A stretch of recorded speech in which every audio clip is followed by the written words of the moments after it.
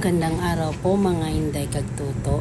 Maaga-maga pa po ako kanina nagising na madaling araw at naglaban, naglinis at nagwalis ng paligid At ngayon po ay nandito po ako sa aking tindahan at nag-repack din ako kag naglagay ng mga price dahil nga wala nang iba ang mga laman Kaya nag-repack po ako mga kainday. At dahil ito yung mga candy, ito ay mga paborito talaga ng mga bata. Kaya hanggang wala na silang ngipin. Kaya mga kainday, kailangan ko na rin pala talaga mag-repack, At si Manong Joe, ayan, kumukuha na ng kanilang mga konsumo sa kanilang pang-araw-araw na bigas. Ayan, parang hindi niya nakaya yung kanyang bigas, na hindi siya gusto magutuman.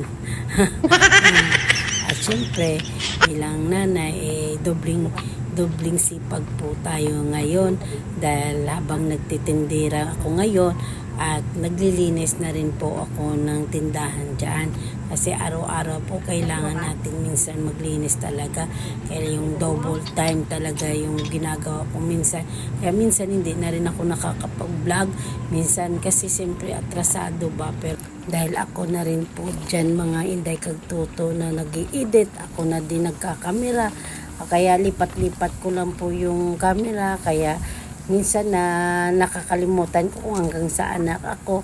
Kaya minsan pasensya na po mga Inday Kagtuto nga hindi ko makapag-post dahil gawa na hindi ko minsan alam, pero sinisikap ko rin.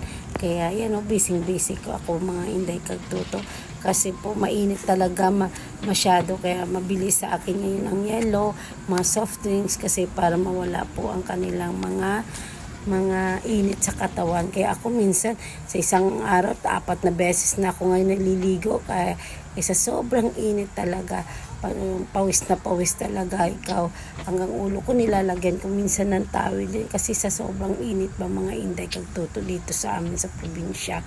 Kaya uminom po tayo ng maraming tubig sa ating mga pang-araw-araw para po hindi po tayo para iwas po tayo sa heat stroke mga Inday Kagtuto.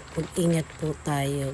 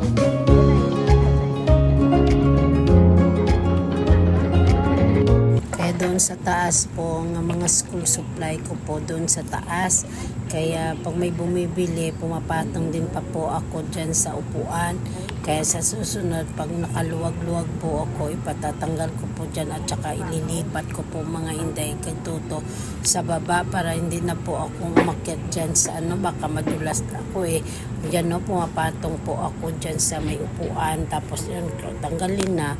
Kaya minsan sabi ko, sige lang, tiis-tiis lang sa maliit kong tindahan. Kaya kayo mga Inday Kagtuto, sobrang ingat din po kayo. Dapat ngayon itong tag-init kasi marami nag-stroke. Kaya mag-inom po tayo ng maraming tubig at kung hindi man lang importante, wag po tayo lalabas sa mga init kasi iwas po tayo sa heat stroke o kung tayo may mga high blood. Kaya mga Inday Kagtuto, pag nagustuhan nyo po itong aking video, mag-like, mag-share at mag-comment po para malalaman ko po kung taga saan po kayo at kung hanggang saan po ang aking pagbablog God bless po.